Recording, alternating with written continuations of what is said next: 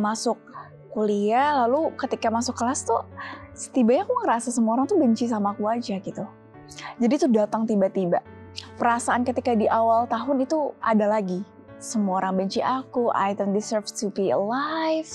Aku ada di ruangan sempit dan aku di ujung ruangan itu dan gelap dan aku bingung mau minta tolong ke siapa gitu. Saya bilang ke Afina, apapun yang terjadi pada Afina, Abah pasti ada. Karena Abah itu nggak bisa digantikan posisinya, dunia akhirat gitu loh. Jadi apapun yang terjadi, menurut saya tanggung jawab saya. Justru kemudian ketika dia depresi, kita mohon maaf tidak boleh percaya sama Afina pegang obat. Beberapa kali Afina, ya obat yang ada di tangannya itu yang puluhan sekaligus. He is a good father for me. Aku nggak tahu Kak, kalau aku waktu itu nggak diterima sama Abah atau nggak ada Abah, itu aku gimana aku nggak tahu. Halo pemirsa, sahabat saya yang akan bercerita hari ini adalah seorang content creator dan penyintas gangguan bipolar. Di saat anak seusianya menikmati indahnya kehidupan remaja, ia justru berjuang dengan perasaan asing yang menggerogoti jiwa. Tidak hanya gangguan kesehatan mental, Tuhan kembali menguji gadis cantik ini dengan penyakit langka sindrom Stevens-Johnson. Ujian yang datang bertubi-tubi di usia belia, membuat dirinya berulang kali kehilangan arah dan nyaris mengakhiri hidup. Untungnya berkat rangkulan dari keluarga, ia kembali menemukan cahaya harapan dan bangkit dari keterpurukan. Inilah pemirsa, Afina Syifa Biladina dan Bapak Tono Rustiano.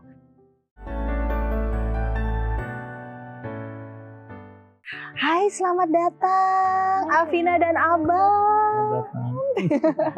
Ini pertama kali saya bertemu Afina secara langsung dan langsung oh my god, cantik banget. Terima kasih. Karena suka ngikutin konten-konten kecantikannya. Sampai pas menelaah lebih dalam kaget. Jadi pertama kali tuh saya melihat Afina pertama dari konten-konten kecantikannya, terus ada salah satu brand lah yang nempel banget itu. Terus ada di platform sosial media yang berbeda waktu terkena Stevens-Johnson dan tidak tahu kalau itu orang yang sama karena kontennya dari orang lain kan. Pas lagi menelaah lagi, loh, oh iya ya. Ini ternyata orang yang sama. Kok bisa? Karena keceriaannya itu tuh menular. Dan itu yang membuat saya ngerasa, oh oke. Wah, kisah hidupnya luar biasa sekali ternyata. Oke, saya sampai bingung nih ya. Mungkin mau mengupas dari yang mananya dulu. Saking sangat berwarna hidupnya Afina ini. Mungkin yang pertama adalah berbicara sebagai survivor dari bipolar disorder, gangguan bipolar. Ini kan sekarang sering disebut orang-orang ya dengan mudah. Bahkan menjadi salah satu ya cara untuk mengatakan seseorang tuh bipolar loh. Bahkan ada beberapa orang malah diagnosa diri sendiri, jangan-jangan saya bipolar nih. Jadi bipolar tuh menjadi kata yang sering dipakai oleh orang. Tapi apa sebenarnya bipolar itu? Afina, bisa cerita nggak sih supaya kita nggak salah memandang bipolar? Oke. Sebenarnya ini yang aku tahu dan aku pelajari setelah didiagnosa bipolar. Orang mungkin nyeranya itu gangguan kepribadian ya, rata-rata bilangnya seperti itu. Tapi sebenarnya gangguan bipolar itu adalah gangguan mood gitu. Jadi mungkin simpelnya yang aku tahu juga bipolar itu memiliki 2 mood, mungkin episode lah, punya 2 episode. Namanya manik sama depresi gitu. Jadi intinya sih sekali lagi sedih ya Bah ya. Kalau lagi sedih itu sedihnya sampai sedih banget. Kalau misalnya lagi seneng, senangnya tuh seneng banget gitu. Kalau misalnya lihat grafiknya, jadi kalau orang biasa atau misalnya orang yang tidak memiliki bipolar, apa ya, kayak enteng aja gitu kok. Gimana sih Bah? Aku juga bingung. Kurvanya tuh kayak seimbang. Lebar banget. Jadi kalau misalnya bipolar, seneng banget gitu. Sampai nggak Kalau bisa tidur. iya sampai nggak bisa tidur, itu untuk manik. Jadi kalau misalnya lagi depresi banget. Jadi sedihnya tuh sampai ke bawah banget, yang sampai ciri khasnya mungkin kalau misalnya memang lagi depresi ada pikiran mengakhiri hidup gitu dan lain-lain lah gitu. Tapi kalau misalnya lagi mania, talkative, ngomongnya lancar gitu, lancarnya sampai kayak berisik banget sih gitu. Oke, itu pemahaman mengenai gangguan bipolar. Ya. Tapi sebagai seseorang yang sudah survive dari gangguan bipolar ini, boleh cerita nggak sih awalnya apa yang buat menganalisa sampai arahnya bisa ke arah gangguan bipolar dan bagaimana jalannya? Oke. Karena ini Afina ini kan masih muda ya. Abah, usianya Afina berapa? Sekarang 25. 25 tuh kan. 25 kan usia yang wow luar biasa gitu, lagi aktif-aktifnya. Terus orang selalu merasa 25 tahun ada peristiwa apa dalam dirinya sampai bisa men-trigger bipolar ini. Pertanyaan tuh kayak kapan kalau di kepala tuh banyak sekali. Makanya saya bilang mau mulai dari mana juga bingung sebenarnya. Iya, dan di sosial media pun pasti suka bertanya karena aku deket sama Abah kan. Iya. Jadi selalu bilang, kok bisa punya bipolar padahal deket sama orang tua dan lain-lain. Abah juga backgroundnya kan Iya. Makin yang kayak, Oke, baik. Mari kita mulai. Oke, awal mulai sih sebenarnya ketika 18 tahun, umur 18 tahun. Cuman kalau mau di flashback banget dari kecil, ketika umur 7 tahun, seingatku 7 tahun, 6 tahun, 8 tahun lah. Di antara 3 itu, aku itu memang sudah ada rasa untuk aku benci diriku sendiri. Itu waktu kecil. Kalau aku ingat-ingat lagi. Tapi awal mula banget kenapa bisa kena atau didiagnosa bipolar itu memang ketika baru masuk kuliah. Waktu itu aku umur 18 tahun, kuliah baru semester 2, awal-awal semester 2. Jadi memang itu baru adaptasi. Lalu aku waktu itu sepertinya tahun baru 2018 tuh aku berantem sama ribut lah ya biasa sama salah satu anggota keluarga. Kemudian aku langsung ada negative thoughts tuh banyak banget, berpikiran negatif tuh banyak banget. Contohnya kayak, udah Vina mati aja gitu. Misal, udah kamu tuh akhirnya hidup aja, orang kamu gak berguna. Jadi itu tuh bener-bener yang ada self-talk tapi yang buruk gitu. Sampai akhirnya aku ada rasa, ya udah deh kayaknya harus ke psikolog deh. Itu awal 2018. Cuman pada saat itu memang aku tidak terlalu aware terhadap kesehatan mental. Baru cuman, yaudah deh ke psikolog, cuman gak jadi waktu itu. Waktu itu akhirnya bulan Maret, itu kan tahun baru ya. Maret itu aku lagi kuliah, masuk kuliah, lalu ketika masuk kelas tuh setibanya aku ngerasa semua orang tuh benci sama aku aja gitu. Jadi itu datang tiba-tiba. Perasaan ketika di awal tahun itu ada lagi. Semua orang benci aku, I don't deserve to be alive. Itu selalu ada di pikiran. Akhirnya jadi khasnya aku itu kalau lagi depresi itu suka menarik diri dari orang lain. Akhirnya aku pulang ke kosan. Di kosan tuh aku inget banget ya, mungkin Abah juga udah hafal. Aku itu mengurung diri selama 3 hari di kamar kosan. Kebayang gak sih gelap? Jadi aku memang matiin lampu selama 3 hari itu. Matiin lampu dan aku nggak makan. Jadi minum pun kalau memang hausnya tuh haus banget gitu. Dan di situ yang aku rasain tuh, bayangin juga kosannya kecil gitu kan. Terus yang aku rasain di situ tuh cuman semua orang tuh benci sama aku, bahkan orang tuaku. Jadi yang aku rasa pikiranku tuh jahat banget gitu. Orang tua benci aku, teman-temanku nggak ada yang mau temenan sama aku, padahal sebenarnya mereka mau temenan sama aku. Dan Abah aja kayak gini, maksudnya kelihatan kan sayangnya. Kemudian di saat itu yang aku rasain kayak aku ada di ruangan sempit dan aku di ujung ruangan itu dan gelap dan aku bingung mau minta tolong ke siapa gitu. Ini perumpamaan rasa atau perumpamaan rasanya, tapi bukan keadaan di dalam kamar kamu mengurung diri dalam kegelapan. Tapi sebenarnya mirip karena kan aku di kosan dan aku cuma di kasur. Jadi khasnya itu tuh ketika aku lagi merasakan itu memang awal-awal tuh bangkit dari kasur tuh nggak bisa. Khasnya juga adalah aku nggak mau melek sebenarnya. Melek bangun tuh aku sebenarnya nggak mau. Karena yang aku harapkan kan aku tidak bangun lagi gitu. Sampai akhirnya, aduh, rasanya sakit banget ya, sampai mengganggu fungsi sosial aku. Kayak misalnya aku harus kuliah, itu aku nggak kuliah. Jadi aku sering banget absen. Aku sering banget gak masuk kuliah, terus 3 hari itu kan seharusnya kuliah itu weekday deh kalau nggak salah. Itu aku harusnya kuliah, tapi aku tidak kuliah. Yang seharusnya aku rapat organisasi, tapi aku nggak ikut rapat. Jadi udah terganggu semuanya. Hilang aja. Menghilang. Gak ada trigger ya, gak ada karena ada seseorang berbicara apa? Nggak ada. Terjadi aja tiba-tiba. Tapi mungkin ketika memang sudah merasa seperti itu, akhirnya ke-trigger masa-masa lalu yang misalnya waktu SD pernah dibully, atau aku ternyata dulu waktu kecil pernah ke psikolog, gitu-gitu kan. Nah, waktu 3 hari itu, aku karena udah gak kuat banget ya. Dan waktu itu memang aku ada mata kuliah tentang kesehatan mental di jurusanku. Jadi aku langsung ingat, oh iya aku harus ke psikolog nih, gitu. Tapi sebelum ke psikolog, aku mencari di Google. Ini agak trigger warning, aku bertanya pada Google, gimana cara mengakhiri hidup tanpa rasanya tuh ada sakit gitu kan. Mungkin misalnya ada, kalau orang lain ada ide-ide yang nanti bakal sakit ke dirinya. Aku pengen kayak, bisa gak sih udah aja di dunia ini tapi tanpa aku tuh menyakiti diriku gitu. Jadi ke Google bukan sedang self-diagnose, tapi malah mencari kelanjutan dari apa yang dirasakan. Iya. Segitu kelamnya orang saat menghadapi episode. Iya sih yang aku rasa, aku jadi mau nangis. Karena yang aku rasain, aduh aku mau nangis.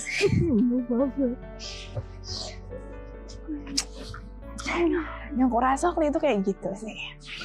Yang aku rasa kayak gitu, tapi kan aku nggak mau ya kayak belajarku keganggu.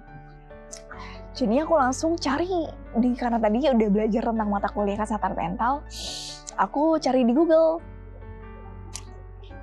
Jadi aku langsung cari solusinya juga, psikolog Bandung, karena kebetulan aku kuliahnya tuh di Bandung kan, di Unpad. Akhirnya keluar tuh kliniknya. Aku langsung telepon kliniknya. Waktu itu kayak pulsa lagi habis juga.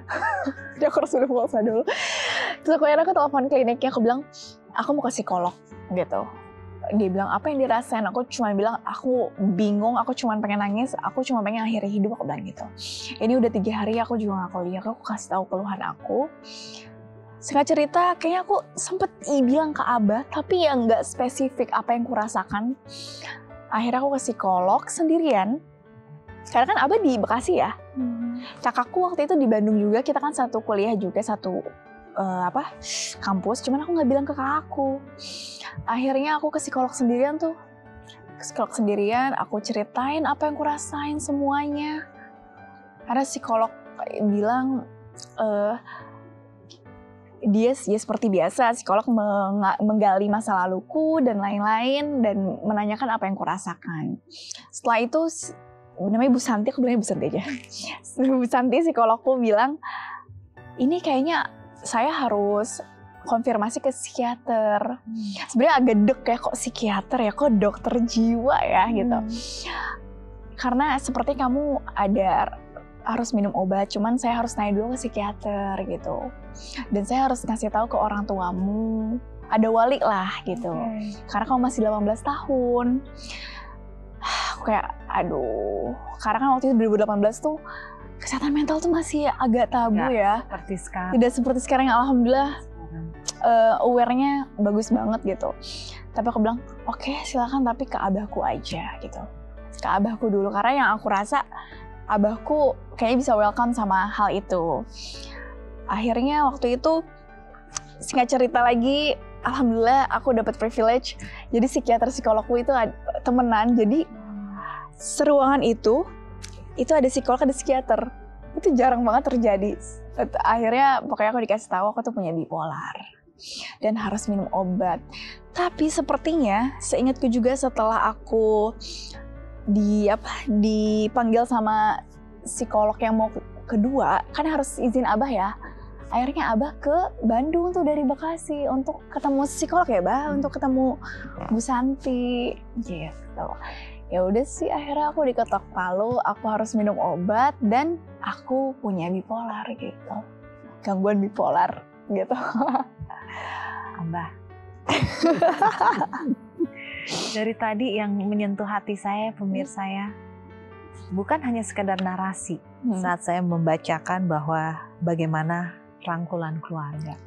Bahkan kalau misalnya kita sama-sama lihat pemirsa, pada saat Afina memasuki mungkin tahap-tahap yang berat, dia melemparkan tangannya ke arah Abah, Abah sudah langsung tahu apa yang harus dilakukan. 2018 adalah momentum yang cukup luar biasa dalam tahapan hidup Afina. Dan Abah adalah orang yang dipercaya dan dipilih oleh Afina untuk berbagi berita ini. Bagaimana rasanya? Bagaimana kejadiannya pada saat itu? Ya, saya itu sama anak-anak dekat. Hampir semuanya saya peluk tiap hari. Dan itu juga karena saya rasakan saya diperlakukan seperti itu sama orang tua. Saya masih ingat satu hari kakaknya ini itu mijit saya malam-malam. Saya nangis karena ternyata dulu ibu saya menyuruh semua anaknya tiap nonton TV itu mijit. Saya baru rasakan, oh betapa sentuhan itu luar biasa. Dan itu saya rasakan sesudah saya punya anak tuh. Oh ibu saya sudah melakukan sesuatu itu puluhan tahun yang lalu. Itu saya lakukan sama anak saya. Sehingga semua anak saya memang saya peluk, saya dekat dan sebagainya. Nah kalau Afina ketika masa itu, saya bilang ke Afina, apapun yang terjadi pada Afina, Abah pasti ada. Karena Abah itu nggak bisa digantikan posisinya, dunia akhirat gitu loh. Jadi apapun yang terjadi, menurut saya tanggung jawab saya. Dan itu saya harus lakukan, apapun yang terjadi gitu loh. Dan saya harus dekat, saya harus merasakan apa yang Afina rasakan gitu. Dan saya harus ada paling pertama lah kira-kira seperti itu. Nah memang dari kecil sudah kelihatan. Jadi Afina itu gurunya yang istilahnya selalu manggil orang tua, nggak mau diem. Memang nggak mau diem, terus rankingnya paling akhir di ujung. Tapi saya sebagai ayahnya tahu persis, nggak bodoh kok anak saya, nggak bodoh gitu kan. Ya menurut saya bahkan ada kehususan ya, maksudnya, oh dia di seninya bagus, maksudnya dari kecil tuh seusianya belajar foto kok sudutnya bagus ya. Ternyata dibuktikan SMA dia buat film sendiri. Mandiri. Dia buat skenario, take foto, ngedit, yang itu seluruh sekolahnya nggak ada yang bisa. Dan itu bisa dilakukan. Artinya saya menempatkan posisi bahwa apapun yang terjadi, dan tentu ini kewajiban semua orang tua ya. Ya bukan saya, jangan masuk istri saya. Apapun yang terjadi pada anak saya, itu tanggung jawab saya. Dan saya harus menjadi orang pertama. Pernah misalnya kita 2015 itu ke Turki dan dia posisinya belum mengerti apa yang harus dia lakukan. Ketika orang Turki, oh ini dokumennya, tiba-tiba sobek ininya, paspornya, harus disuruh pulang. Saat itu juga Dideportasi di Turki. Saya bilang, Ade ada Abah, jadi kalau suruh pulang sama Abah gitu loh. Saya pulang tuh berdua, nggak jadi. Untung umrohnya udah beres gitu kan. Tapi artinya apapun yang terjadi, saya harus ada gitu. Itu yang saya lakukan selama ini. Walaupun sekarang itu terus terang aja berusaha untuk mandiri, berusaha untuk lepas. Kemarin ini buat Gojek, nggak usah, nggak mau, dan sebagainya. Tapi dan mandiri itu juga berusaha untuk tidak diketahui orang tua. Misalnya IG story-nya untuk umum boleh, untuk saya enggak, di blog. Dulu bahas, sekarang udah enggak. Sekarang enggak, tapi semua. Akhirnya saya punya akun TikTok banyak, akun IG banyak. Saya nggak pernah main Twitter punya. Jadi bagaimanapun saya harus memperhatikan Afina itu. Jadi saya punya akun TikTok itu banyak. Saya tahu bakal di ini, Blok. di blok. Tapi saya IG-nya terutama.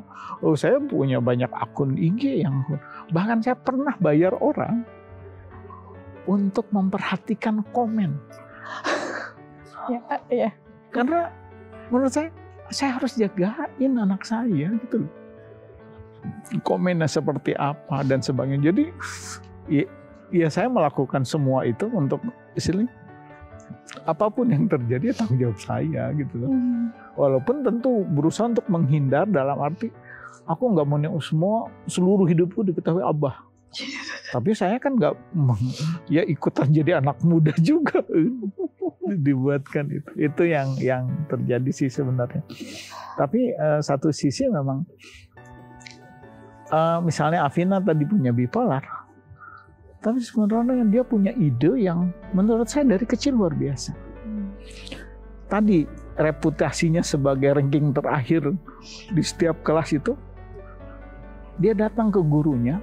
Bah, kasih tau dulu ranking terakhirnya berapa tahun? Iya, dari kelas 1 SD sampai kelas 3 SMA itu selalu ranking terakhir. Tapi saya tahu dia tidak bodoh.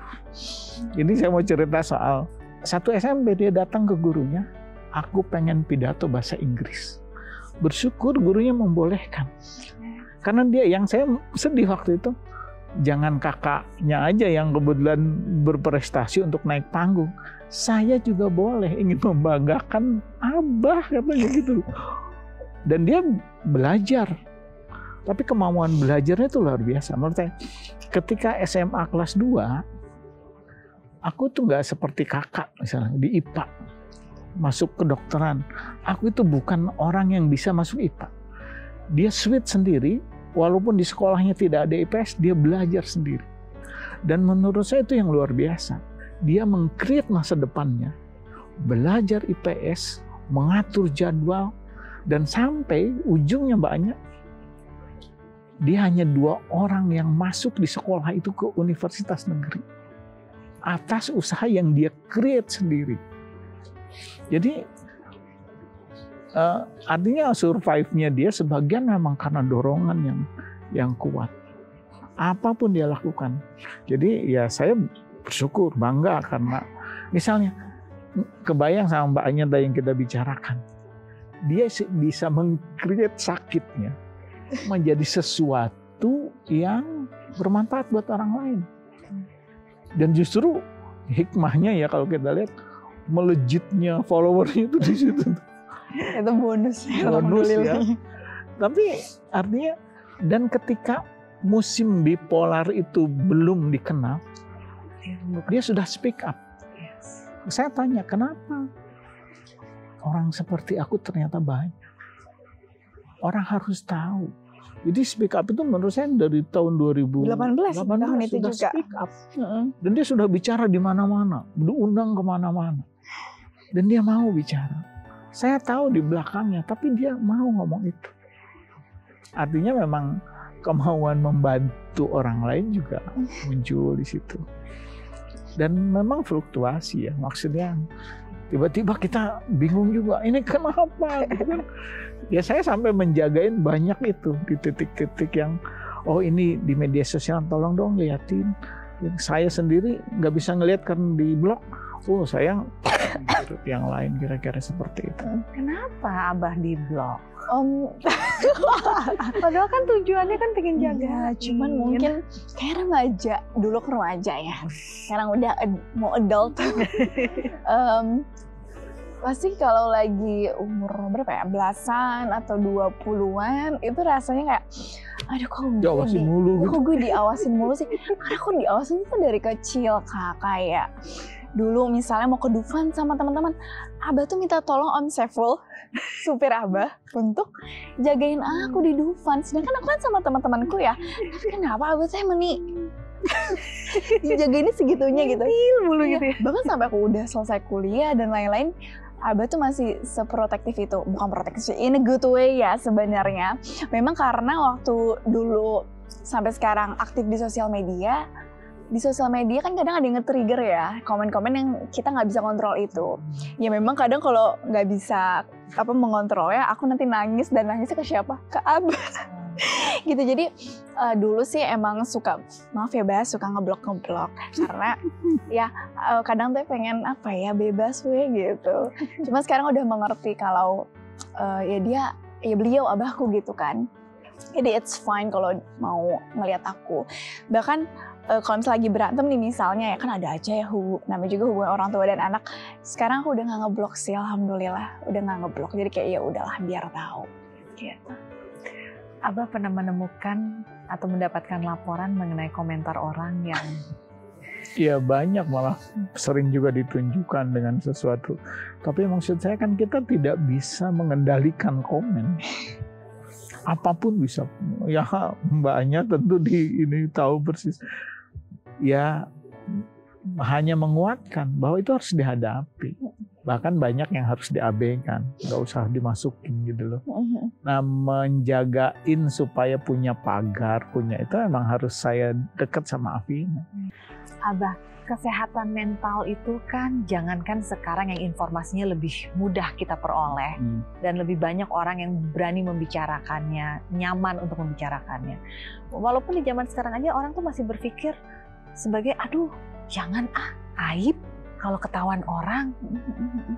Dan juga banyak anggota keluarga tuh yang kayak gak bisa, keluarga saya baik-baik aja, padahal kan kesehatan mental itu bukan sesuatu hal yang saya tidak tahu dia mau mengumpamakannya seperti apa, tapi banyak orang tuh masih menutup diri dengan kesehatan mental. Sedangkan Abah pada saat Afina membuka diri, bercerita, langsung bisa membuka diri Abah juga untuk menerima. Itu bagaimana caranya dan bagaimana menyampaikannya, menyeberanginya bersama dengan anggota keluarga? Apa karena Abah dokter jadi gampang gitu ngasih tahu anggota keluarga lain, atau sempat ada penolakan kah, atau sempat apa gitu? Iya, tadi prinsipnya ini anak saya. Ini anak saya gitu kan. Sehingga saya yang harus orang pertama yang ada di sampingnya. Dan itu yang saya lakukan. Nah, ketika Afina dan pertama kali dia bicara di mana aja itu selalu minta saya ngelihat. Dan saya satu sisi, loh ini anak ngomongnya bagus banget gitu. Artinya dari verbalnya menurut saya luar biasa. Saya mungkin juga nggak bisa membicarakan itu di depan halayak gitu, bahkan sampai ratusan gitu kan. Dan saya harus damping itu. Nah memang sempat misalnya keluarga nggak usah ngomong nanti ketahuan orang dan sebagainya. Nanti ya saya hanya ingin menghadapi hidup itu sesuai kenyataan. Afina begini tentu misalnya jodoh misalnya ya harus menghadapi juga kenyataannya, tidak harus ditutupi. Jadi ya mungkin saya dulu juga belajar ilmu jiwa ya di koas di apa, tapi nggak sedalam itu. Tapi akhirnya saya harus memperdalam kembali apa yang harus dilakukan. Saya kontak semua teman-teman saya yang psikiater gitu. Bahkan teman-teman saya itu menjadi ikut melindungi lah kasarnya. Dan semua akses saya itu ikut, jadi semua akses saya itu melindungi Afina juga. Kemarin ini baru beberapa bulan yang lalu dia kena depresi dan nggak mau abahnya tahu. Dia masuk rumah sakit sendiri. Tapi yang dihubungi salahnya, saya tentu harus lebih pintar dari Afina. Itu menghubungi sahabat saya. Sahabat sayanya lapor, Afinanya nggak mau. Kamu tahu. Oh gitu pokoknya ternyata. Aman. Itu aku lagi mau masuk bangsal jiwa. Oke. Iya. Jadi pura-pura nggak tahu waktu itu. Jadi ya artinya support saya juga disupport oleh semua stakeholder besarnya gitu kan, yang membantu Afina. Oh saya semua titiknya memang saya jagain karena Afina tahu atau enggak, saya itu harus melindunginya, menjagainnya gitu. Jadi udah tahu saya dari awal nanya ke sini. Salahnya memang tidak belajar intelijen. Yang kemudian bahwa ada informasi yang bocor gitu kan. Tapi sahabat saya juga artinya jagain. Seperti yang saya bersyukur, mungkin mbaknya itu. Ternyata sahabat itu luar biasa. Sahabat saya yang bantu Afina di berbagai tempat itu, yang memang kita puluhan tahun bersahabat seperti saudara. Seperti anaknya sendiri, itu yang menurut saya luar biasa. Anak saya dirawat sama teman saya seolah-olah anaknya. Itu kan menurut saya, bagi saya sebuah keuntungan, kebanggaan, benefit masa lalu. Karena sahabat itu jadi luar biasa. Jadi artinya dan itu juga ikut melindungi Afina, gitu. Ya persahabatan, dan itu dia orang, menurut saya orang besar, orang angkatnya tinggi dan sebagainya kira-kira. Artinya walaupun Afina bersembunyi dan sebagainya, saya mempunyai alat lain yang kemudian bisa melindungi Afina, kira-kira seperti itu. Dan itu juga saya bersyukur. Akhir-akhir ini kayak mungkin beberapa bulan lalu memang sempat relapse karena aku sudah tidak minum obat, jadinya harus butuh psikiater kan. Aku masuk bangsal jiwa, tapi aku nggak mau Abah tahu. Ya karena kan takut nyusahin ya. Karena aku ngerasanya dari kecil sudah ngerasa nyusahin gitu. Dan pengen menunjukkan aku mandiri loh. Akhirnya aku chat teman Abah yang praktek, yang memang praktek di rumah sakit itu. Teman dekat Abah banget. Terus yaudah aku dirawat 3 hari. Abah sih kayaknya pura-pura nggak tahu waktu itu. Memantau dari jauh. Tapi ternyata kayaknya pura-pura shock juga pas aku kasih tahu sih. Enggak. Tapi intinya memang selama aku di rumah sakit jiwa itu, bukan rumah sakit jiwa, di bangsal jiwa itu, temennya Abah tuh jengukin aku terus. Gitu. Jadi emang kerasa kayak anak. Tapi memang karena persahabatan yang luar biasa sih. Saya karena merasa zaman saya koas aja itu, dia itu bank tetap saya. ATM ya, Mas. Jadi, dan tapi saya ingin mengingatkan bahwa persahabatan itu luar biasa. Dan saya itu bisa jadi dokter, bisa apa, support salah satunya mengenai persahabatan. Gitu. Saya tuh selalu berpikir, seseorang yang bisa mengalami gangguan mental itu biasanya karena hidupnya sangat berat, kelam, depresi, pokoknya banyak hal-hal buruk yang terjadi dalam hidupnya. Sedangkan dari sini saya cukup dikejutkan bagaimana Abah, bagaimana Afina. Saya lihat ini penuh dengan support, kebersamaan, kehadiran, tapi tidak menutup kemungkinan seseorang bisa mengalami gangguan mental seperti Afina. Dari tadi sambil dengar cerita dari Abah, dengar cerita dari Afina, saya sampai mikir gini, berarti gangguan mental seseorang itu tidak berarti hidupnya dikelilingi oleh lingkungan yang buruk. Itu memang bisa terjadi saja. Dari pengalaman Afina saja. Apa sih yang harus diwaspadai seseorang mengenai kesehatan mental ini? Karena kan kita nggak bisa menilai bahwa wah hidupnya dia asik-asik aja, enak-enak aja, wah pasti sampai tuanya nanti akan selalu penuh dengan kebahagiaan. Atau orang lihat, hidupnya kelam banget, nggak akan bener nih hidupnya nih saat udah besar gitu. Ada yang pendapat-pendapat yang sering orang keluarkan. Mungkin sedikit sebelum saya akan beralih, karena ini sangat menarik juga mengenai Steven Johnson itu sendiri. Iya, nanti segmen selanjutnya kita bahas itu ya pemirsa ya. Saya tahan diri satu-satu nih. Satu lapis demi satu lapis. Tapi ini sangat menarik. Apa pesan yang bisa disampaikan kepada pemirsa, kepada siapapun di luar sana, bahwa kesehatan mental itu seperti apa dan bagaimana kita menerimanya, bagaimana kita membuka diri terhadap kesehatan mental. Yang aku rasain juga, mungkin sesuai pengalamanku karena aku bukan profesional, gangguan kesehatan mental yang siapapun memiliki itu, atau misalnya aku, itu tuh bukan pilihan yang aku rasa itu ya. Aku tidak memilih, aku tuh mau depresi, aku tuh mau punya bipolar. Aku tuh nggak milih itu. Gak ada yang mau bangun tidur sedih, maunya di kamar ngurungin diri, nyakitin diri sendiri, itu gak ada yang mau sebenarnya. Ya yang aku pengen ya normal aja sebenarnya kan. Tapi yang aku lihat juga ya seperti yang tadi Mbaknya bilang, siapapun sebenarnya bisa kena ya. Mau dia perempuan, mau dia laki-laki, mau dia misal orang memiliki banyak harta atau tidak memiliki harta, atau misalnya dia profesinya apapun itu ya, mau content creator, mau dokter, atau mau siapapun itu pasti bisa kena ya. Dan memang ketika ternyata memiliki gangguan kesehatan mental, satu itu bukan pilihan kita, dan seek for help itu atau ke psikiater, ke psikolog tuh gak apa-apa banget Kak. Kita pasti susah banget loh untuk berjuang sendiri, dan yang aku lihat sih ya ternyata kita butuh bantuan orang lain juga seperti psikolog, psikiater, ataupun support system. Mungkin kelihatannya di luar sana ya, misalnya lihat sosial media aku misalnya, atau ngelihat di sini bersama Abah gitu ya, katanya kita happy aja ya.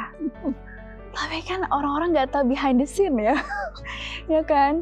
Orang-orang lain nggak tahu aku pernah dibawa ke UGD dari kosan ke RSHS, ke rumah sakit karena melakukan suatu hal tentang kesehatan mental. Maksudnya orang nggak tahu itu kan. Jadi kelihatannya happy, tapi ternyata dia di dalam hatinya atau di dalam jiwanya dia sedang berjuang gitu. Ya pasti kita nggak bisa ngejudge dari luar gitu sih. Itu sih. Itu kita dengar langsung dari seorang survivor. 2 poin yang sangat kuat yang dikasih Afina kepada kita bersama untuk saling aware. Tapi ini yang menarik, saya ingin tahu dari sisi orang luar, orang terdekat Abah.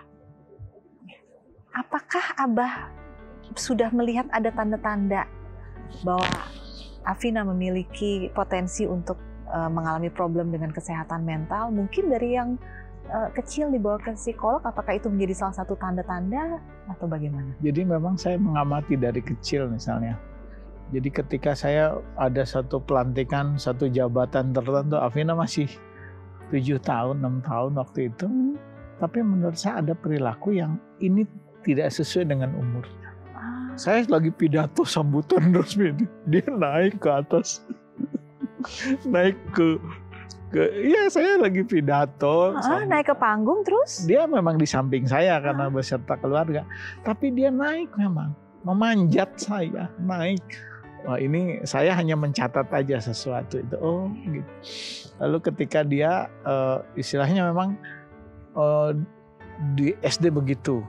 Di SMP itu dia memang di boarding school, yang bahkan di pesantren yang memang orang lain hanya dikunjungi, hanya boleh sebulan sekali. Dia meminta harus seminggu sekali. Dan saya datang seminggu sekali. Misalnya telat 1 menit, dia meraung-raung nangisnya. Sampai heboh itu seluruh pesantren, seluruh sekolah. Karena untuk hal yang paling kecil aja dia meraung-raung. Artinya saya melihat ini pasti ada berbeda dengan yang lain. Sehingga disebutnya itu bayi kecil waktu di pesantren. Oh iya, baru ingat lagi. Baru bayi kecil dia, karena dia meraung. Tapi bersyukurnya dia punya banyak sahabat. Sampai hari ini ada sahabat yang selalu dekat. Bahkan yang dulu yang saya cerita tadi belajar berdua, dia tahajud berdua belajar, dan yang diterima di negeri itu hanya 2 orang itu. Dari sekian puluh orang gitu.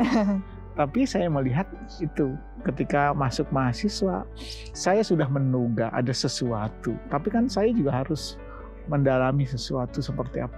Bahkan saya kan bisa ingin menghitung ini resiko terberatnya di sisi mana. Walaupun terus terang aja. Jadi ketika di mahasiswa itu, Abah, tahu nggak? Aku itu mau menabrakkan diri ke truk katanya. Oh, iya. Bayangkan seorang saya, orang tuanya, kemudian dia ada pengakuan kayak gitu. Saya, ya Allah, lindungi anakku gitu.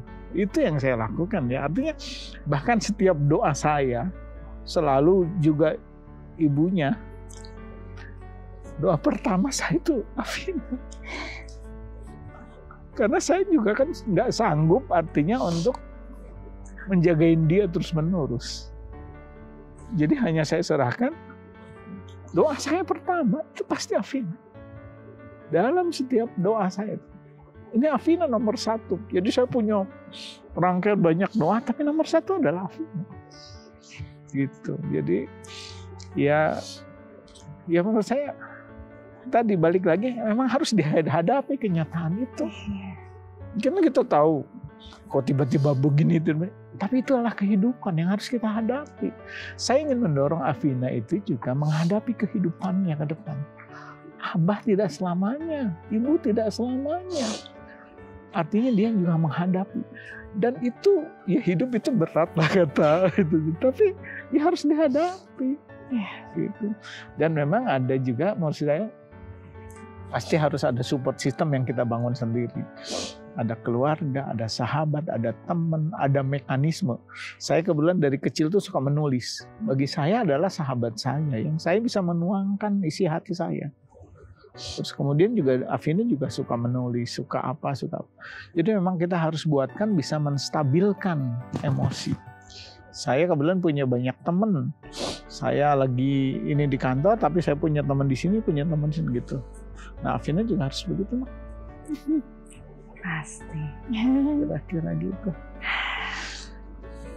Tadi kita udah dengar bahwa berarti setelah didiagnosa 2018, Afina mulai mengkonsumsi obat antidepresinya ya. Apa disebutnya? Obat aku tuh 2018 sampai 2003 tahun lalu aku masih konsumsi antidepresan.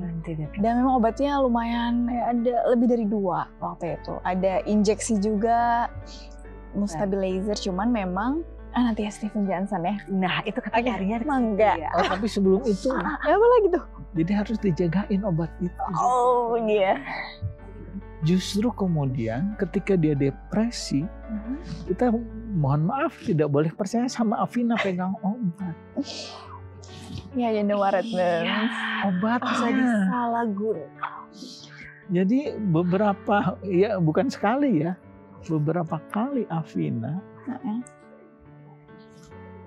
ya obat yang ada di tangannya itu yang puluhan sekaligus. Jadi oleh karena itu kemudian saya harus jagain lagi agar ada orang yang pegang obatnya. Sampai saya mengharuskan sepupunya kuliahnya sama, tinggal barengan pegang obatnya. Saya cari orang untuk meng-hire, dampingi dia, pegang obatnya. Karena memang istilahnya ketika mungkin waktu normal bisa janji aku bisa pegang bah dan sebagainya. Tapi ketika itu nggak ada. Bahkan ketika saya sembunyiin, dia itu dicari. Jadi seperti itu. Nah sekarang saya lepas obat itu ada yang saya lepas dari saya. Alhamdulillah. Jadi resiko itu nggak ada gitu. Jadi Afina terkena penyakit Steven Johnson ini ada hikmatnya ya, bahwa mungkin sebagai tanda memang ini tandanya harus lepas. Jadi sebenarnya setelah Steven Johnson itu, maksudnya kan aku kena Steven tuh kan 3 bulan ya Kak. Sebulan tuh pemulihannya benar-benar pemulihan, aku nggak minum obat bipolar lagi. Tapi 2 bulan tuh aku tuh masih minum ya Bah ya. Jadi pas aku di rumah sakit aku masih minum. Karena ketika di rumah sakit aku tuh nggak tahu Steven Johnson syndrome itu dikarenakan obat stabilizer aku. Oke, kita akan bahas lebih dalam lagi. Ini apa lagi bentuknya? Baik. Kalau tadi mengenai gangguan bipolar sudah ada gambarannya dan apa support yang bisa kita berikan. Memang nggak cukup satu segmen ya membahas hal itu. Tapi kita coba bagi satu demi satu untuk Anda supaya kita bisa dapat gambarannya. Jadi Anda jangan kemana-mana, abis ini kita akan membahas lebih lanjut lagi. Ini salah satu konten yang sempat mengejutkan saya. Karena saya pikir itu efek filter awal. Semua orang bilang gitu, ada yang bilang lipstick. Iya. Ya itu ternyata itu penyakit real, penyakit langka memang, Steven Johnson. Apa itu penyakit Steven Johnson dan bagaimana ceritanya bisa terjadi pada dirimu? Mumpung lebih panjang nih segmen kedua nih. Sebenarnya waktu itu kenapa bisa kena Steven Johnson syndrome? Singkat cerita sih aku yang awalnya cocok dengan obat jiwaku yang memang baru diresepin 2 bulan sebelum kena Steven Johnson. Itu kan aku cocok-cocok aja ya. Waktu itu lagi zaman COVID. Februari berarti ya, Bah? Februari. Februari aku kena COVID. Terus aku minum obat itu juga kan, masih minum obat bipolar yang baru 2 bulan lalu diresepin. Intinya ternyata aku kena Stephen Johnson syndrome karena obat itu dan karena COVID juga. Gitu. Oh, jadi karena COVID kamu imunitasnya turun. Imunitasnya turun, jadi reaksinya berbeda. Di COVID itu banyak yang berbeda dan salah satunya Kak Afina dalam bentuk Stephen Johnson syndrome. Apa yang pertama kali terjadi? Apa yang kamu lihat bahwa ada masalah? Wow. Aduh, itu maksudnya kita lagi di Bandung ya, Bah? Serunya, nggak seru sih. Maksudnya, Kalau dilihat ulang kayaknya satu bentuk keseruan ya, karena ngeliatnya dari segi positif. itu bener-bener, ya Allah, aku kayaknya siangnya aku dapat dulu tuh ada tes COVID itu ya. Oke, positif. Akhirnya aku nggak tahu kenapa tuh menuju malam, kalau Abah inget, Iya betul. ini tuh aku tuh gatel banget. Oke. Banget. Terus merah-merah muncul-muncul. Kayak kena serangga alergi gitu. Iya, cuman itu tuh bener-bener seluruh badan, Kak. Telapak kaki, telapak tangan, ini. Kalau muka itu jujur alhamdulillah nggak gatel, cuman bibirku tuh gatel banget. Akhirnya Abah itu nganterin aku ke rumah sakit, salah satu rumah sakit di Bandung. Tapi mungkin waktu itu karena COVID banyak ya, akhirnya disuruh pulang untuk ya udah isolasi mandiri. Cuman yang aku bingung tuh, nanti mungkin aku liatin fotonya, bibir aku tuh bengkak, mataku bengkak. Akhirnya aku gatel juga kan, itu pokoknya butuh semalaman.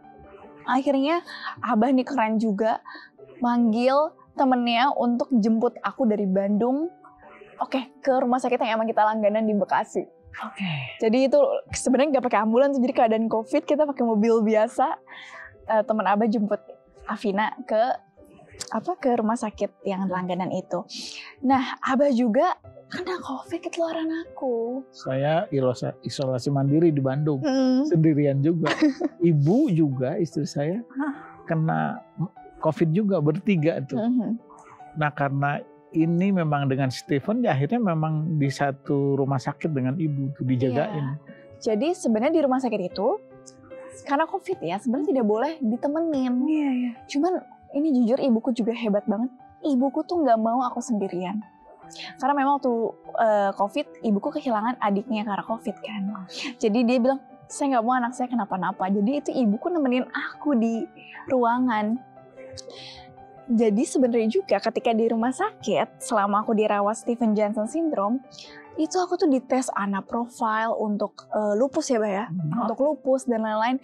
Itu hasilnya bukan lupus, bukan apa.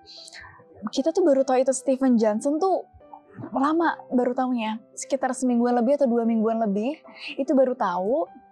Dan pulang dari rumah sakit aku masih belum tahu nih penyebabnya tuh apa.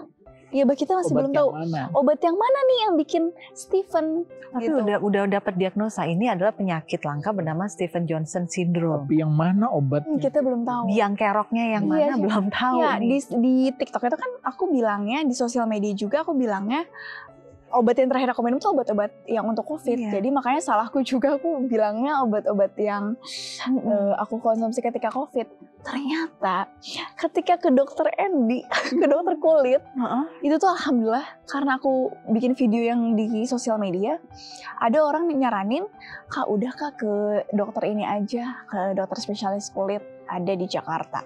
Akhirnya aku sama Abah sama Ibu ke sana.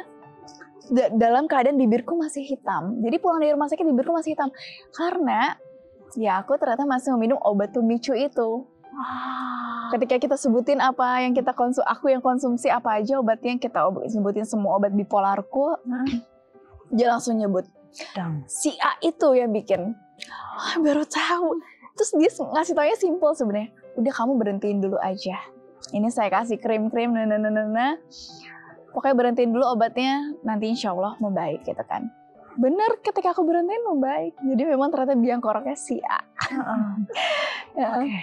Tadi kan dibilang katanya diawali dari rasa gatal di seluruh badan sampai ke telapak-telapak bibir. Terus bisa sampai hitam kayak sariawan, dalamnya juga kan banyak luka. Jadi mukosanya luka juga. Iya. Jadi pasti makan minum sesuatu Perih. Iya, itu prosesnya berapa lama sampai bisa sampai ke dalam? Dan apakah itu termasuk yang parah atau ada kadar-kadarnya? itu Stephen Johnson yang Ringan. Yang dialami oleh Afina Iya. itu ringan. Iya. yang itu sampai kematian ya, resikonya karena sangat berat. Gitu. Dan apakah itu memang triggernya dari obat antidepresan atau banyak yang Banyak sekali obat yang kemudian menyebabkan, dan itu bisa individual sifat. jadi nggak bisa ditunjuk Nggak bisa ditunjuk harus satu bahwa obat ini.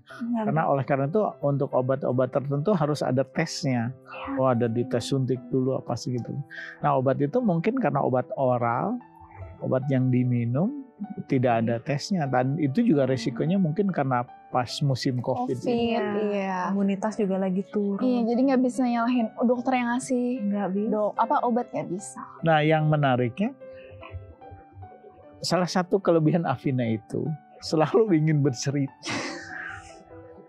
Dari kecil itu bercerita. Apa aja bisa diceritain dan bisa didramatisir. Yang saya nggak bisa.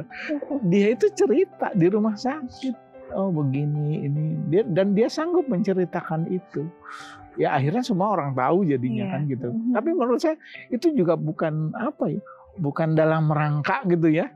Maksudnya dalam rangka pengen terkenal, enggak. Dia memang motifnya suka cerita, diceritain yang begitu itu. Oh, muncul dan sebagainya. Sehingga semua orang tahu prosesnya dan sebagainya. Dan dia menghadapi itu ya.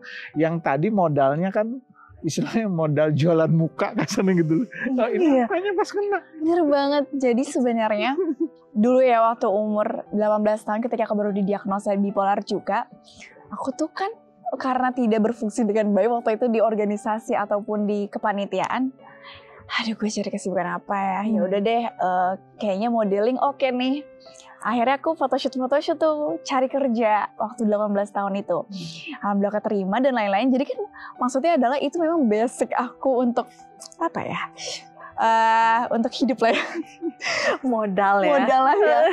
Ketika 2022 dapat Stephen Johnson, Itu paniknya seperti wow, aku tuh panik dan aku tuh gak nyangka aku bisa kembali lagi seperti dulu gitu. Aku gak nyangka banget sih. memang kalau sudah stabil harusnya bisa hilang, atau ada orang yang seumur hidupnya akhirnya. Sebenarnya aku masih ada, Kak. Oh. Loh, itu kan kayak kulit belang aja biasa dong. Ini bekas Stephen. Jadi ini sebenarnya semuanya ada di tubuhku. Sampai sini. Ini semua kayak gini. Ini bekas Stephen. Stephen Johnson, cuman memang ini tuh bukan yang seperti korengan. Yang kelihatan terus bisa dikopek, enggak. Jadi emang dia timbul. Dia jadi mengubah pigmen kulitnya aja. Jadi sampai sini kan. Dan kalau ini memang cuman sampai merah-merah. Cuman yang menariknya adalah ketika aku sakit Stephen itu, aku tuh nggak bisa jalan juga. Karena apa? Karena kakiku bengkak. Bengkaknya tuh yang melepuh gitu. Jadi aku nggak bisa jalan gitu. Dan kalau di muka itu aku alhamdulillahnya memang ngopek sendiri aja, kekelopek sendiri. Iya. Itu boleh nggak sih dikopek? Itu tapi terkelopek karena krim dokter. Oh, oke. Tadi gitu. Jadi alhamdulillah kembali. Cuman memang kalau nggak pakai make up, kalau di zoom itu masih ada bekasnya tapi dikit banget kayak. Iya. Jadi aku nggak nyangka sih bisa kembali. Selamat ya. Tapi ada yang maksud saya itu tidak berhenti. Stephen Johnson yang seperti itu ternyata punya akibat tadi yang saya ceritakan, tulangnya jadi mati. Tulang mati itu bagaimana, Mas? Jadi gini, jadi karena ini dipanggul ya, karena steroid. Obat. Steroid itu kemudian dia mematikan jaringan tulang yang atas, sehingga jalannya pincang apa gitu. Dan saya tadi karena persahabatan datang ke ortopedi, Kang, ini harus dioperasi. Aduh. Dan dioperasinya cukup besar, maksudnya operasi yang besar. Dan ini hanya ada di pusat di Jakarta. Yang karena harus ditumbuhkan dengan teknologi baru stem cell. Aduh. Iya, by the way itu di kaki sini, Kak. Jadi memang jalannya miring-miring gitu. Jadi untuk mengembalikan itu harus dioperasi istilahnya dilubangin lalu dimasukin jutaan stem cell yang itu juga tidak di cover sama asuransi. Iya lagi. Karena itu, dan itu sampai 4-6 bulan nggak boleh jalan. Karena lagi proses recovery-nya itu, karena stem cell-nya lagi Tapi dia tadi karena selalu mengungkapkan, dia ceritakan itu. journey. Oh lagi jalan loh, lagi proses pakai apa gitu kan, karena kan nggak boleh langsung berdiri ya. Apa sih awalnya yang dirasakan sampai tahu ada masalah di panggulnya? Kan lagi Stephen Johnson nih lagi terjadi. Udah Terus pengobatan kan dia pengobatan tuh Stephen Johnson itu mengurangi reaksi tubuh terhadap itu. Nah obatnya salah satunya anti radangnya itu yang mempengaruhi itu. Taunya kalau ada masalah. Sakit waktu itu dia kan sering gym tuh. Iya. Oke.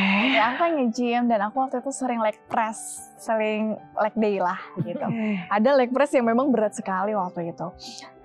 Awalnya aku kira ini tuh sakit karena kayak kecetit atau iya, apa karena gitu mungkin habis latihan lah ya. Akhirnya awalnya memang ke dokter yang khusus gym, ortopedi tapi gym.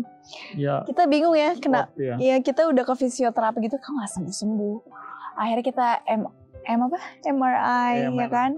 Wah ternyata ya Abah cerita harus dioperasi. Sebentar, di fisioterapi nggak sembuh-sembuh. Jadi rasanya itu seperti, ini sambil pengen tahu ya ada lagi nih. Afina, kamu benar-benar tetap aktifkan sosial media kamu ya. Ini banyak sekali informasi. Saya yakin pemirsa langsung kayak ingin bertanya banyak, nggak apa-apa, itu bisa nanti DM di sosial medianya Afina ya. Oke. Jadi apa yang dirasakan sampai bawa udah fisioterapi apakah segitu sakitnya kayak ada tulang atau kayak otot?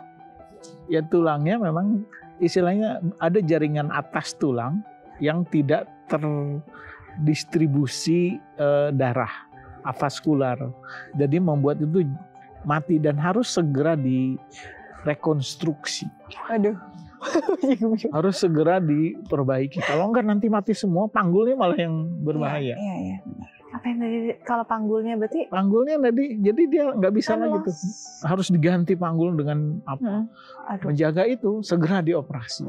Nah itu ternyata juga nggak mudah, lama dan sebagainya. Ngantri itu operasinya juga. Proses penyembuhannya juga sampai 6 bulan. Bertahap dia harus nginjekin dulu pakai tongkat, walaupun agak nakal, pengen segera lari gitu kan? Iya. Karena waktu lagi banyak event Kak. Bahkan aku pernah datang event, nanti aku lihat videonya. Aku pernah datang event itu pakai kursi roda. Baiknya manajerku temenin aku waktu itu. Gitu. Abah nggak takut ngelihat anaknya memiliki banyak tantangan hidup ini, tapi masih sangat aktif untuk. Kalau saya nggak terbayang kalau itu anak saya ya, Bah ya. Udah saya taruh di rumah aja kali ya, jangan macem-macem dulu deh gitu. Sebenarnya kayak aku mau gitu deh. Oh ya gitu, tapi kan nggak bisa. Tapi satu sisi pelajaran yang buat saya, dia udah melewati sesuatu yang saya sendiri mungkin nggak sanggup ya. Maksudnya Stephen Johnson syndrome, dari bipolarnya Stephen Johnson syndrome, terus kemudian tadi panggulnya itu dioperasi, harus istirahat 6 bulan. Artinya menghadapi hidup sebenarnya udah nggak ada masalah. Pasti bisa kok. Sesuatu yang itu. Karena saya juga pernah mengalami ketika saya bekerja, ini saya mau cerita saya sebagai dokter itu 3 tahun di tengah hutan. 3 tahun sebagai dokter PTT. Saya mengalami masa kerja yang paling ekstrim. Dokter sebelum saya itu melarikan diri dari tempat kerjanya karena mau dibunuh. Kejadian pada saya. Tapi saya ingin menjaga. Saya harus bertahan. Saya harus hadapi ini. Ketika artinya saya melewati semua itu, saya mau kerja di mana aja, nggak ada yang sekeras itu. Saya main lah kesini gitu. Nah, Afina juga mengalami ekstrim semua peristiwa itu. Menurut saya, nanti kehidupan ke depan lah, cemen. Artinya ketika saya mungkin tidak bisa mendampingi seterusnya, Afina sudah bisa mandiri menghadapi semua itu. Gitu. Dan tetapi juga menurut saya semua orang pasti mengalami kehidupan kayak gitu. Bukan sekedar Afina, mungkin Mbak Anya juga pasti mengalami masa-masa sulit yang itu justru bekal buat masa depan kita. Jadi saya ingin nemenin Afina, mumpung Abah masih ada, menabung tuh energinya. Karena sesudah Abah nggak ada, seperti saya misalnya sudah berkeluar, ya Bapak saya mungkin sudah menanamkan bekal-bekal itu untuk saya bisa hidup seterusnya. Saya juga mengalami itu, terus Afina mengalami ini, ya hadapi aja semuanya. Iya. Nanti mungkin juga berlanjut.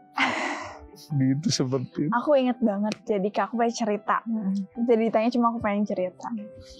Inget banget waktu pas aku lagi di rumah sakit, jadi memang mungkin kelihatan di sosial media, aduh ini orang mukanya berantakan, banyak bercak-bercak tapi tetap sharing. Terus aku juga sempat aku berusaha senyum di sana karena aku sebenarnya pengen senyum terus, cuman kan memang sakit kalau senyum. Nah, tapi setiap malam itu ketika ibuku sudah tidur, aku tuh nangis. Oke.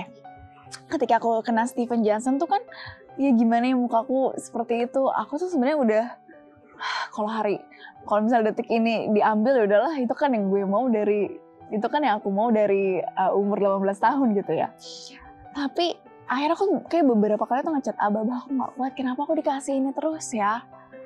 Kayak aku tuh udah capek gitu sama harus minum obat bipolar ini. Terus tiba dapet Steven Johnson gitu kan. Aku bilang, Abah, aku tuh secapek itu sebenarnya. Terus Abah bilang, ujian tuh dikasih sama Allah sesuai dengan kemampuan Afina waktu itu. Sesuai kemampuan hambanya. Jadi it means aku dikasihnya tuh berarti aku kuat dan bisa menghadapinya gitu. Jadi memang setiap malam tuh aku nangis, Kak. Aduh, kenapa aku gitu. Dan ketika Abah ngechat itu, aku tuh mikirnya dulu aku bikin kontennya waktu itu, life is a mess, but ada Abah gitu yang ngomong kayak gitu. Tapi memang bener sih. Ya buktinya aku udah bisa kembali kayak gini kan. Jadi aku sangat bersyukur, Bang.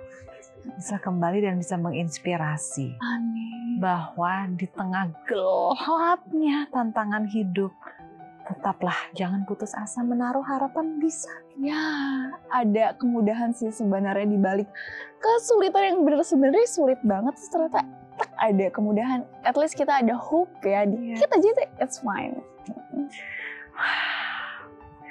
Afina, kalau kamu bisa menunjuk, mengucapkan, memberi penghargaan kepada dunia, siapa saja orang-orang yang sudah kamu jadikan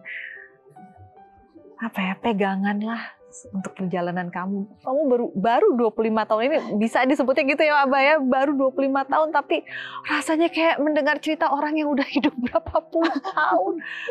Banyak sekali, lelah sekali gitu. Mungkin orang yang tidak memiliki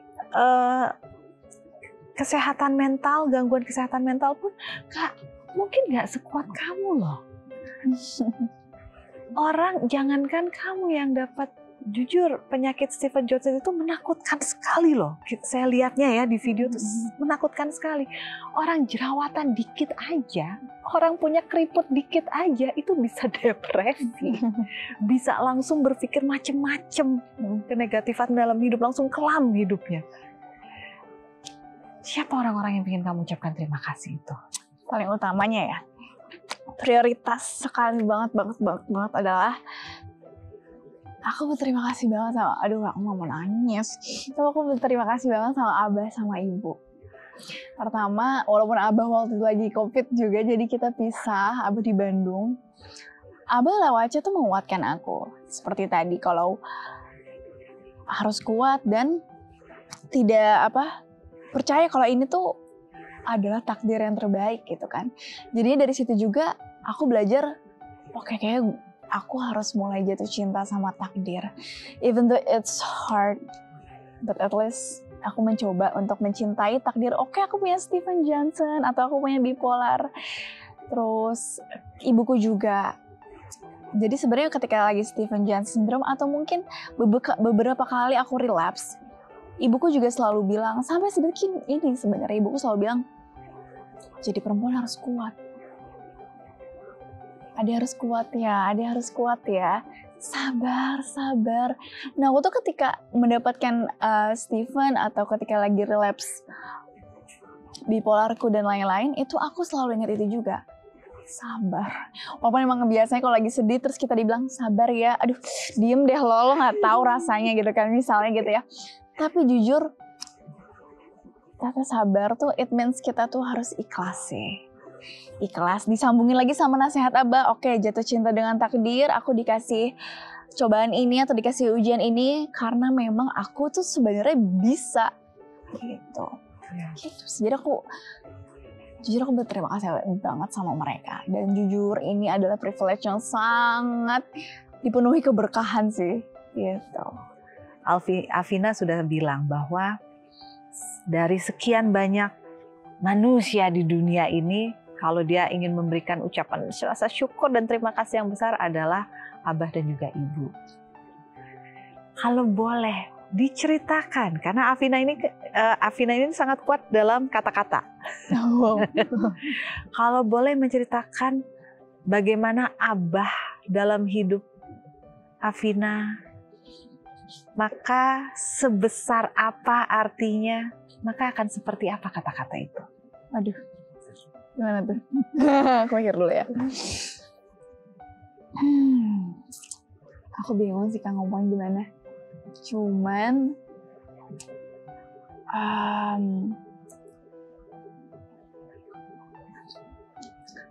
dulu waktu ketika 2018 itu aku tuh beneran bingung mau cerita ke siapa. Ketika aku didiagnosa bipolar, memang yang paling aku akui adalah Abah tuh orang pertama di keluarga yang aku kasih tahu dunia ini, bahkan yang baru aku kasih tahu, dan orang yang pertama kali nerima aku.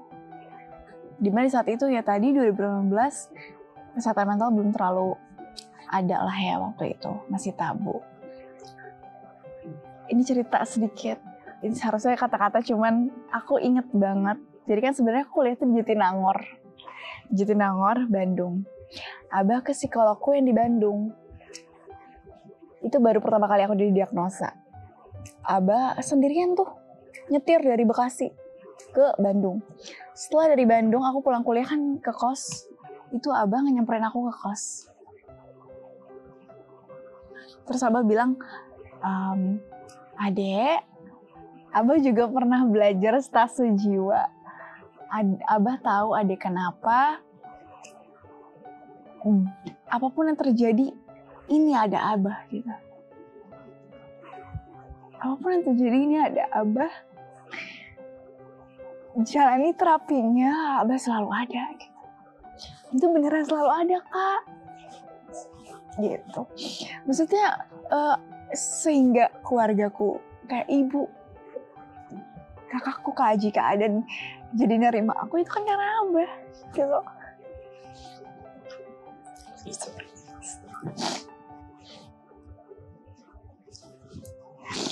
Jadi aku kan ini sangat bersyukur lah gitu.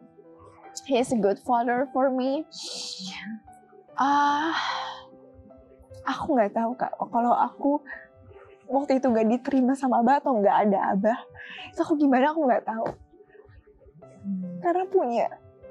Dok, aku tuh sebenarnya nggak suka nangis. Cuman, thank you so much. Mungkin percaya sama aku, sama teman di luar sana punya gangguan kesehatan mental tuh, ya let's be real tuh nggak enak banget Kak. Tapi sama Allah aku dikasih keberkahan di mana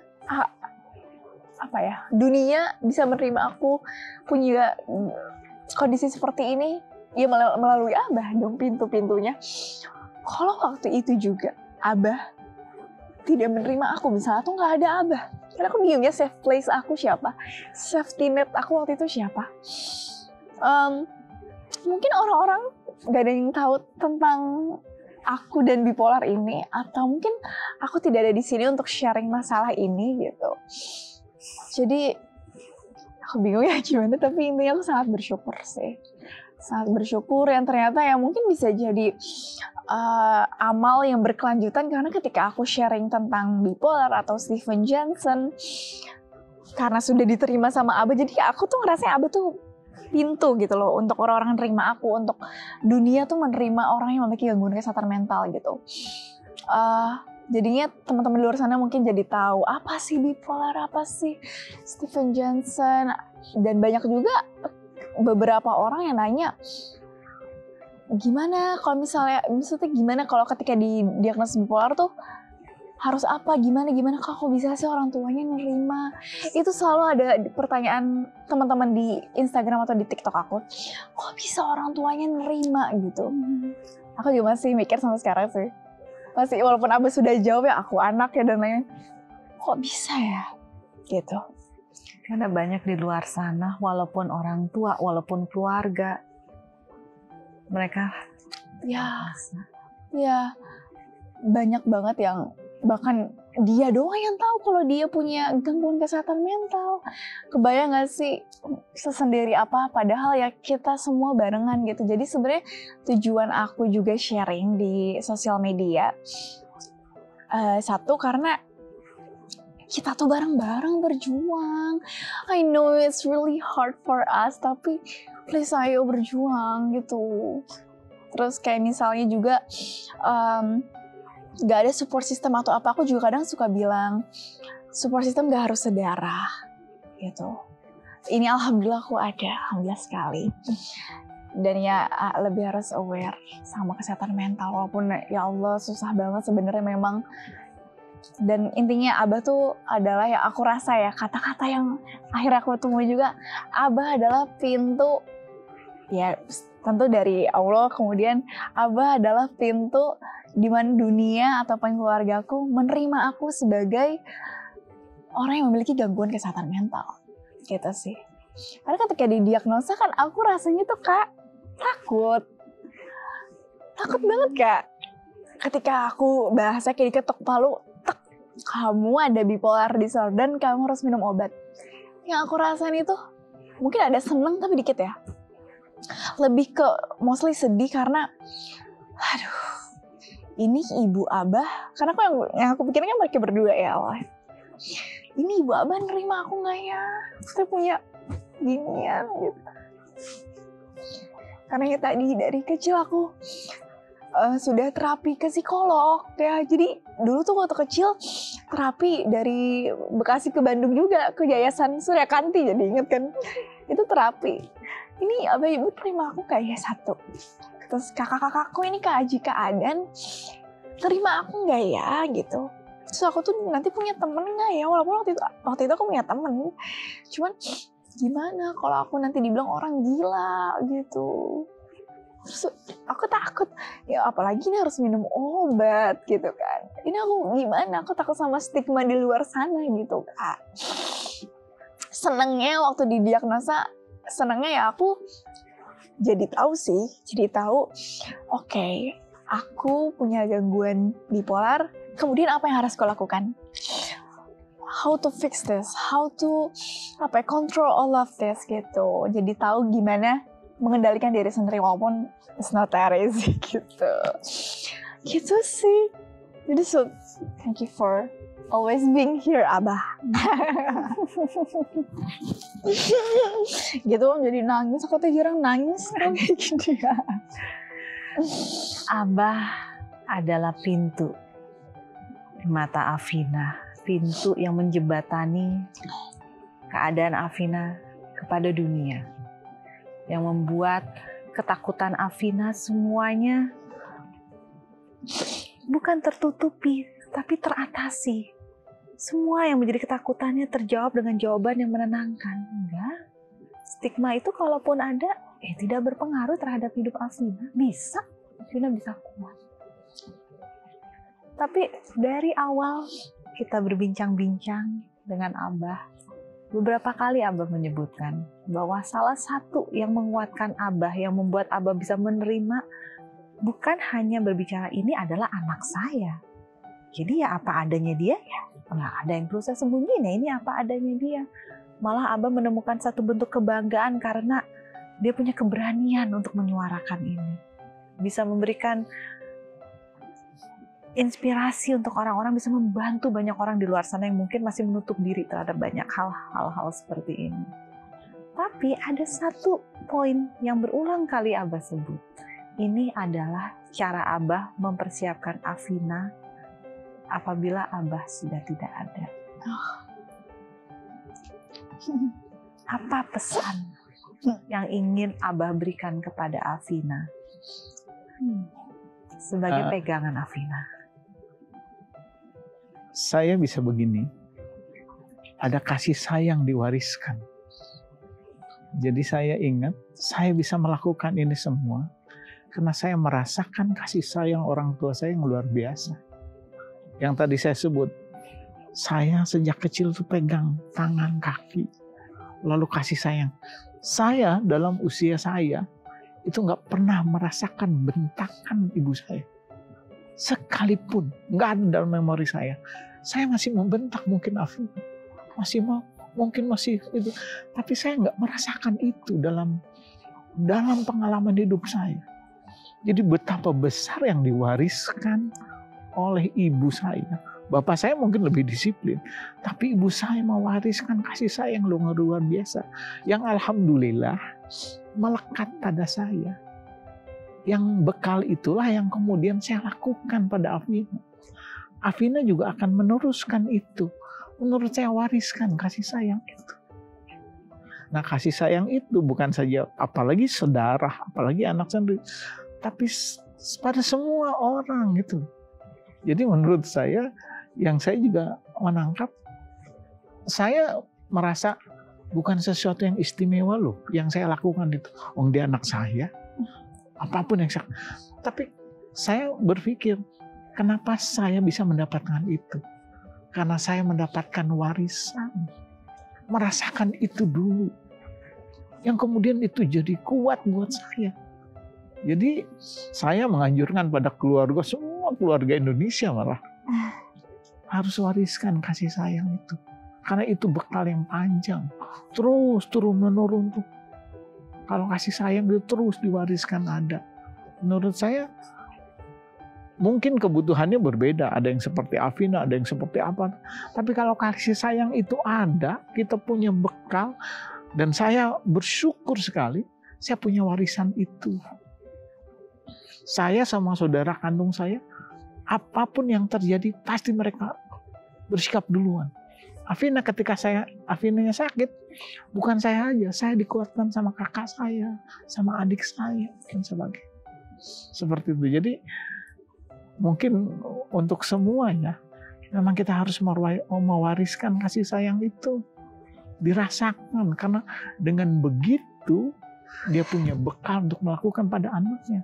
Saya melakukan ini, ketika saya nggak ada, Afina mewariskan pada anak-anaknya, seperti itu. Dan pasti aman insya Allah. Kira-kira gitu lah saya. Gitu. Kata orang kan cinta pertama seorang anak perempuan adalah ayahnya. Begitu nanti ada seorang kesatria datang untuk meminang Afina, apa pesan yang bisa Abah berikan? Jaga-jaganya tuh seperti apa?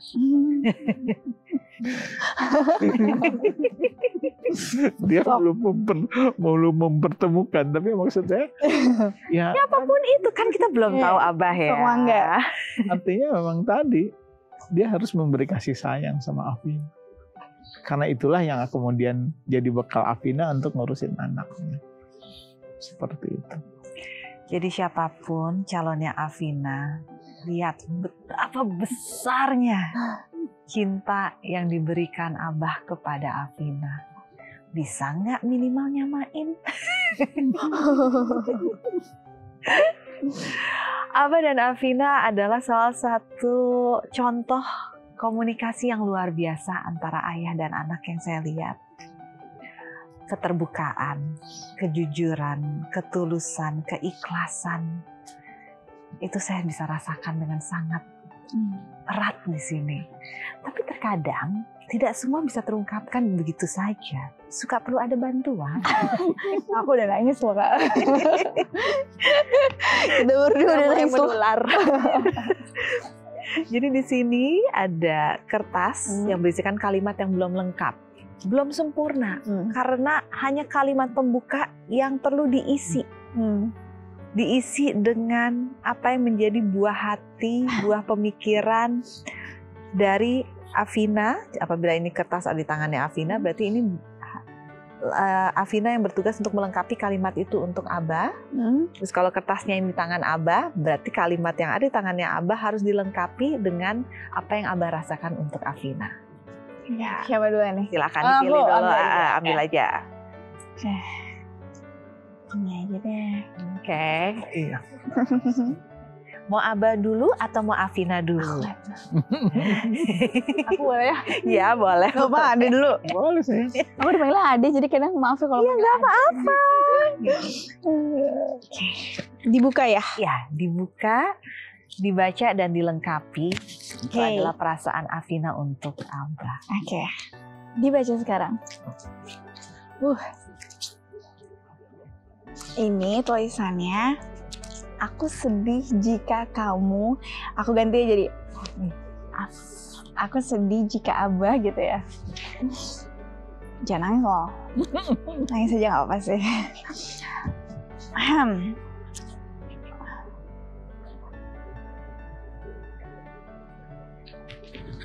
Bentar ya. Masa aku udah nangis duluan?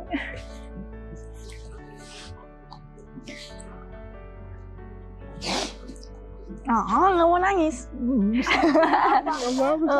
Kok enggak? Abah, aku sedih jika Abah sedih. Abah, aku sebenarnya sedih kalau Abah sedih ketika melihat aku sedang relapse, sedang lagi depresi. Waktu kuliah tuh aku sebenarnya sedih. Aku sedih kalau misalnya Abah, apa ya, aku bingung juga.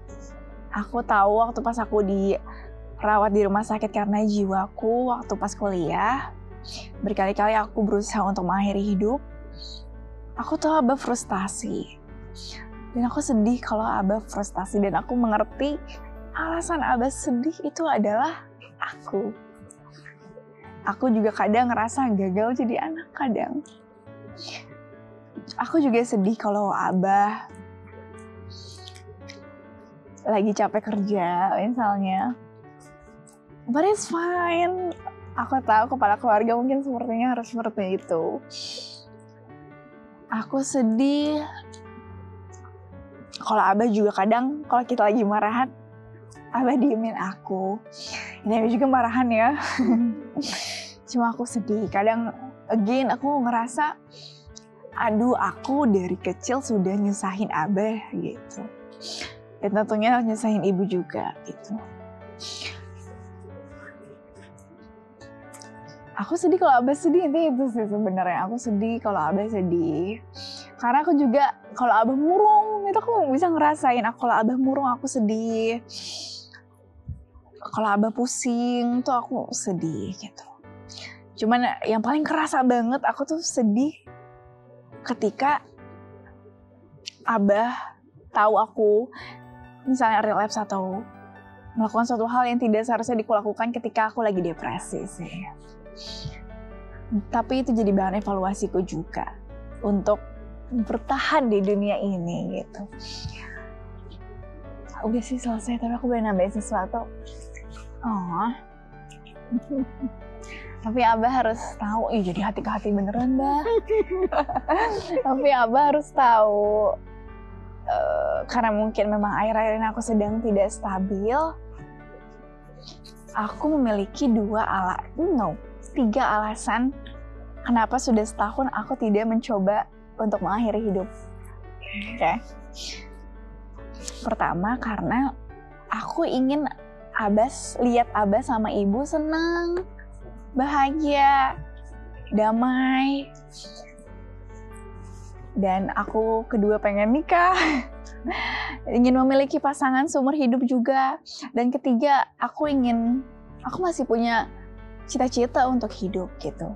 Cita-cita misalnya pengen jadi apa, tapi itu 3 alasan kenapa setahun ini alhamdulillah aku tidak mencoba untuk mengakhiri hidup. Jadi Abah, Ibu, tentunya Abah juga, itu adalah alasan aku hidup gitu. Jadi Abah nggak perlu sedih kalau misal aku kenapa-napa juga. Karena aku udah 25 tahun. Ya jadi kayak kerasa banget ya anak bungsunya. Gitu. Jadi aku sedihnya tuh kalau Abah sedih sih. And it's okay to be sad. Terkadang ada momentum orang tua berusaha untuk kuat untuk anaknya, sampai lupa kalau anaknya sudah kuat juga ya. Karena mau terus berusaha terus. Tapi tiba-tiba mendengar anaknya mengatakan, aku sudah mulai bisa loh. Ini kasih sayang Abah sebesar, misalnya tadi doa saya yang pertama itu Afin. Di setiap doa saya. Bahkan itu saya hanya menghafal 1 lagu. Ketika saya jadi posisi harus nyanyi, itu nyanyi apa namanya? Nyanyi kebangsaan. Jadi Kita berdua. pejabat itu nyanyi kebangsaan. Lagunya itu substansinya Afin. Dan itu saya sampai sekarang hanya lagu itu yang saya hafal. Lagu apa? Lagu Rindu. Jadi lagu Rindu itu 2008 itu saya ada di Makassar sebagai pejabat di sana lah kira-kira. Afina di Bekasi. Sengaja lagu itu saya hafal dan setiap hari saya ulang sampai supir saya bosan. Dan sampai sekarang hanya lagu itu yang saya hafal. Tapi isinya adalah Afina itu. Lagu Rindu itu bahkan saya sudah siapkan kalau nanti Afina menikah, Abah yang nyanyi sendiri. Jadi artinya, iya memang sebesar itu yang saya lakukan pada Afina. Jadi sampai pada doa, lagu apapun, memang untuk Afina pertama kali yang saya lakukan. Itu saya. Maaf ya kita mau kan. Aduh, saya hanya membayangkan siapapun calonnya Afina. Wow, luar biasa. Berat sekali peran yang harus kau isi.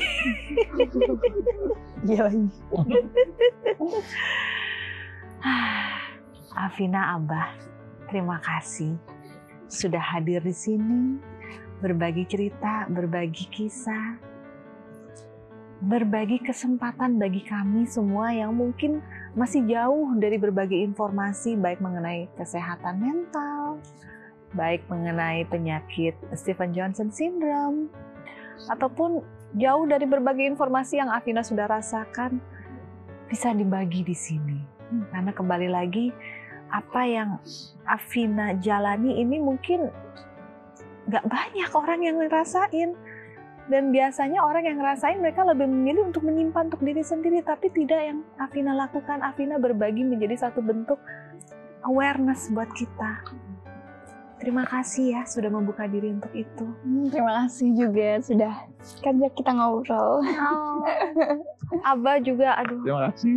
Abah terima kasih sudah mungkin kembali menyegarkan memori dan rasa seorang anak terhadap orang tuanya. Karena biasanya kalau seorang anak sudah masuk fase yang punya kehidupannya sendiri, suka lupa. Terlalu mengesampingkan, oh iya ya, cinta orang tua terhadap anak itu seperti ini. Dan episode kali ini, saya yakin pemirsa juga langsung mengingat kembali rasa cinta yang dimiliki, yang pernah kita dapatkan dari orang tua kita masing-masing. Berkat kehadiran Abah pada episode ini. Terima kasih loh Abah. Sama-sama. Terima kasih sudah menginspirasi kami dan terima kasih sudah menjadi bagian dari cerita kami hari ini. Pemirsa, tidak banyak yang bisa saya tarik kesimpulan dalam episode ini karena semuanya sudah terkemas dengan satu bentuk rasa yang begitu kuat yang Anda rasakan dalam episode kali ini. Bagaimana cinta ayah terhadap anak, terhadap keluarga.